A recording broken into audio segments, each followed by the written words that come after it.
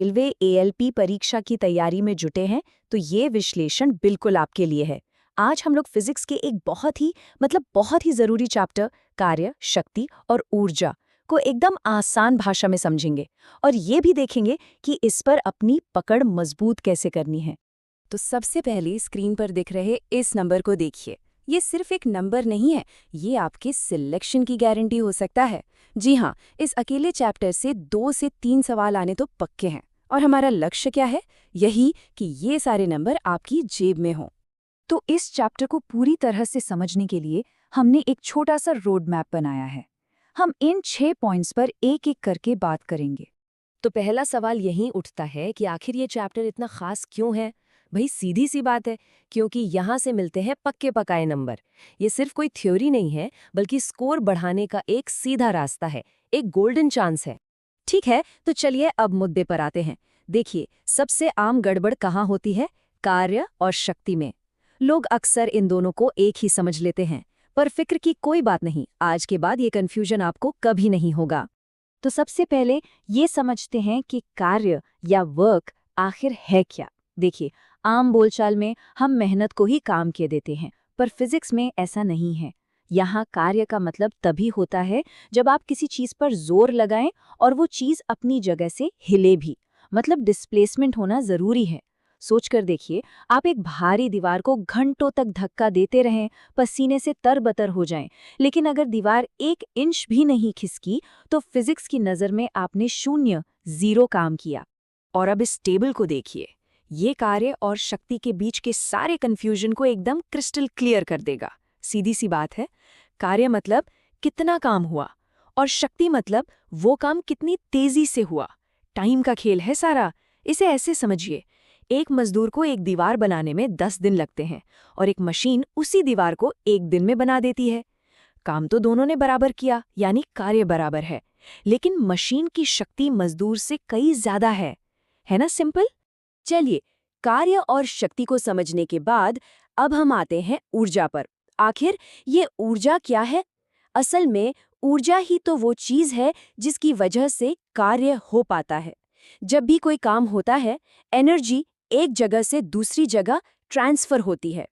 इस कॉन्सेप्ट को और मजबूत करने के लिए एक बहुत ही पॉपुलर सवाल देखते हैं जो अक्सर एग्जाम में आता है। मान लीजिए एक गेंद को ऊंचाई से गिराया जाता है।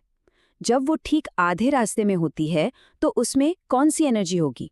पोटेंशियल, काइनेटिक या दोनों? क्या लगता है? और इसका जवाब है दोनों। जी हाँ, उसमें स्थितिज और गतिज दोनों ऊर्जाएं होती हैं और ये ऊर्जा संरक्षण के नियम का एक बेहतरीन उदाहरण है। देखिए, जब गेंद सबसे ऊपर थी तो उसमें ऊंचाई की वजह से बहुत सारी पोटेंशियल एनर्जी जमा थी।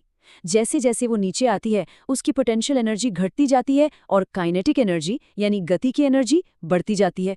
तो आधे रास्ते में आधी पोटेंशियल होती है और आधी काइनेटिक। अच्छा, शक्ति की बात तो हो गई, पर असल दुनिया में, जैसे कि गाड़ियों के इंजन या पानी की मोटर में, हम इसे कैसे नापते हैं? वॉट के अलावा और क्या यूनिट है? यहीं पर एंट्री होती है हॉर्स पावर की।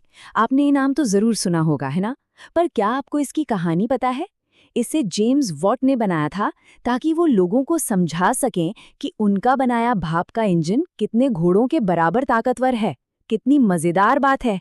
और अब वो सबसे जरूरी बात जो आपको एग्जाम के लिए रट लेनी है। ये नंबर देख रहे हैं, 1 हॉर्स बराबर होता है लगभग 746 वॉट्स के। इसे अपने दिमाग में एकदम लॉक कर लीजिए, क्योंकि न्यूमेरिकल सवालों में ये आपका सबसे बड़ा हथियार बनने वाला है।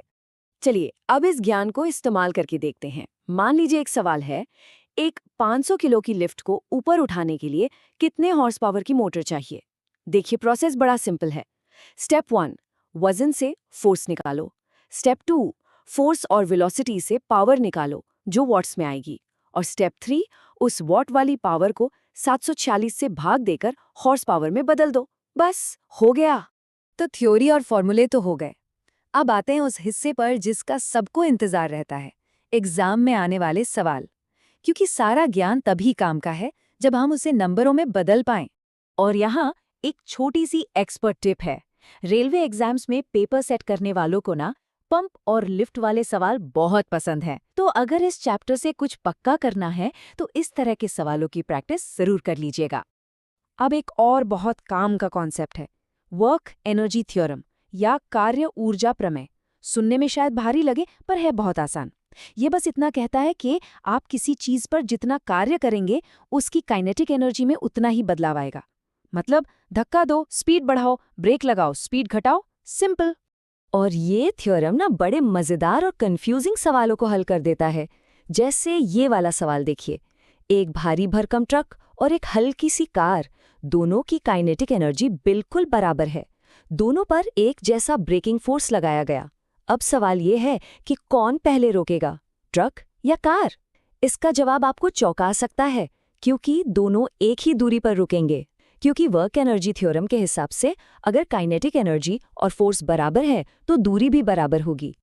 तो चलिए अब इस पूरे चैप्टर का सार एक जगह देख लेते हैं।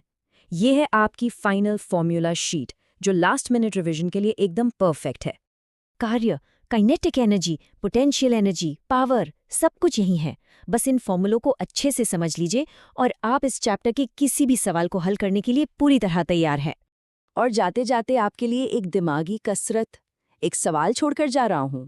अगर एक हल्की चीज और एक भारी चीज दोनों का मोमेंटम यानी संवेग बराबर है तो काइनेटिक एनर्जी किसकी ज्यादा होगी? इसका जवाब भी इन्हीं फॉर्मूलों में छुपा है। सोचिएगा जरूर।